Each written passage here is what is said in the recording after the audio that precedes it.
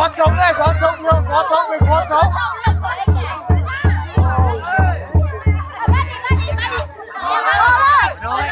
Vô đi, vô đi, vô đi. Quay bên trái, quay bên trái. Bên phải, bên trái, bên trái, bên trái. Quay bên trái, quay ra bên này đây. Đằng sau, đằng sau.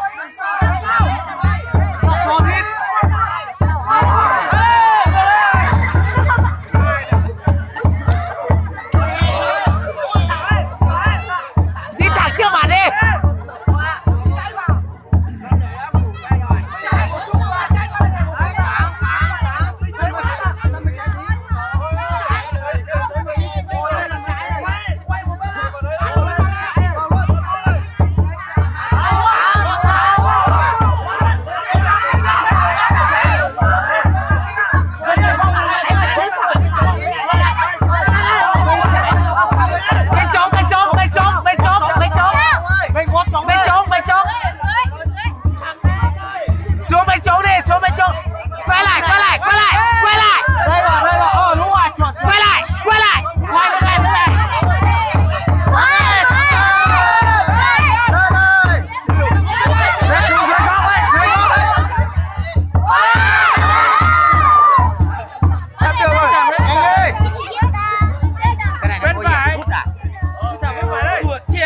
Giờ như là thấy có hay, sáng là cày một châu cày không hay, ba châu cày mới hay.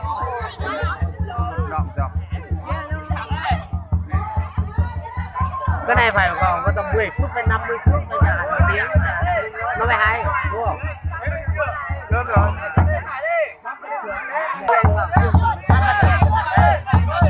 Chạy nhanh vào tí vào bắt, nhanh vào bắt đi. Vào đi, vào đi, vào đi, vào đi. Thôi thôi quay chung bên trống rồi, bên trống rồi, bên trống rồi. Đi thẳng đi, đi thẳng vào, Tiến thẳng vào, tiến thẳng vào. phía trên, phía bên trên này. Quay lại đi, quay lại đi. Đấy trống kêu được quý vị. Quay lại đi. Quay lại nữa. Cái này bị cả mắt, bị cả tai, nó không nghe thấy đâu. Bị cả tai, bị cả mắt, tai nó không, mình nói nó đéo nghe thấy. Lên trên, lên trên. Quay lại trái đi, quay trái đi, quay trái đi. Lao thẳng 3 mét. Quay lại tay phải. Đây, đây, lao thẳng Bây giờ bị cả tai, bị cả mắt đéo nghe thấy gì. 3 mét, lao thẳng 3 mét. 3 mét cơ mà. 3 mét cơ mà. Đi vào bên trái đi.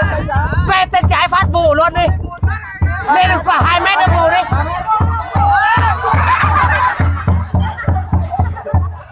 Quay lại vụ đi. Quay lại vụ đi. Thôi không nhỉnh được, quay lại vụ đi. Không, quay lại các bạn.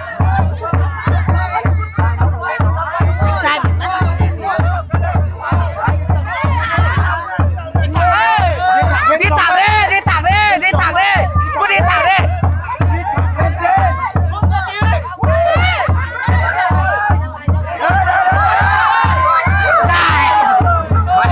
Ngu đấy à? Kiểu như thằng câm thằng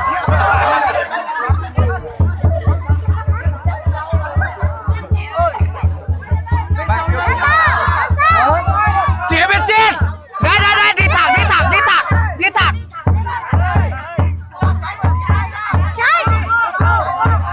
Quay phía cửa mây. Hai ông này nói đến chỗ này. Và quay lại đặt sau nữa. Quay đằng sau. Đằng sau quay đằng bên phải. Chỗ này các bạn. Ở đây, đây, ở đây, ở đây. Đằng sau, đằng sau. Đằng sau. Vô đi, vô đi, vô đi, vô đi.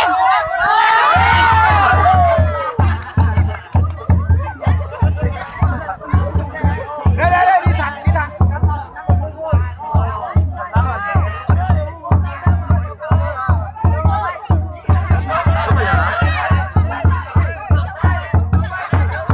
Vào thẳng đi, vào thẳng đi.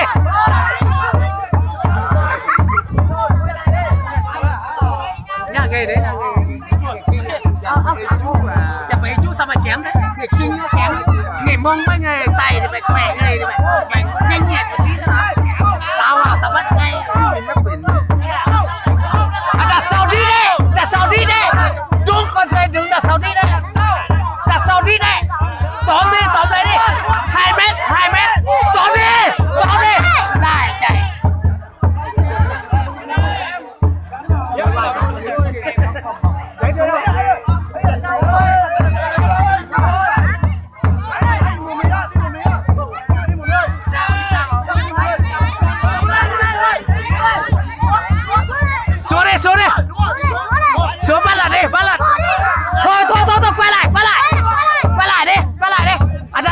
Đấy đi thẳng hai người đi thẳng đi. Nhanh vào. Nhanh vào. Bên phía bên dưới.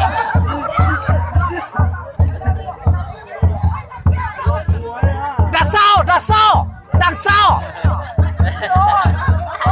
Bắt đi bồ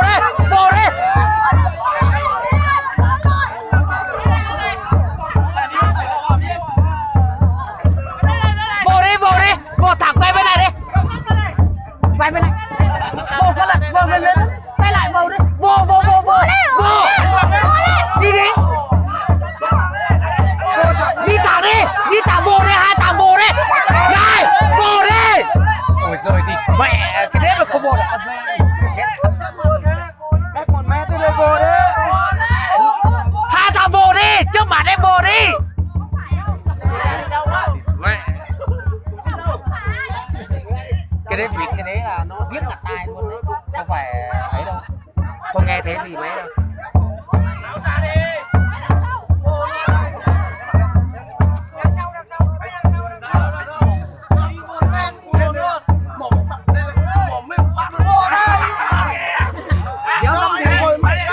Chạy nhanh vào, quay lại phía bên trống, quay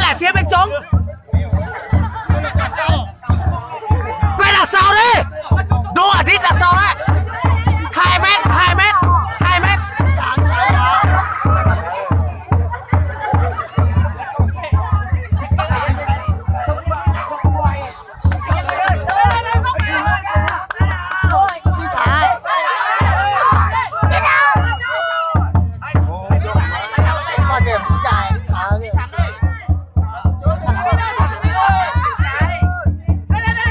Ở trên này các bạn, ở trên này đằng sau. Đi thẳng luôn.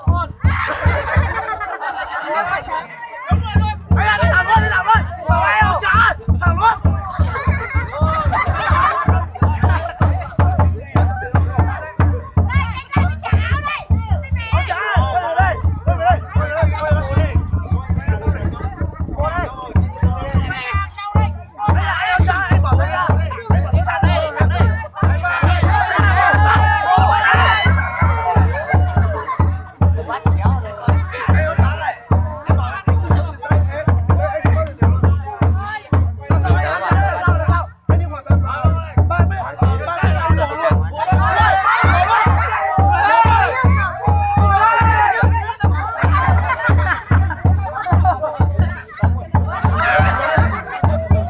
Có dây mà cao bên bà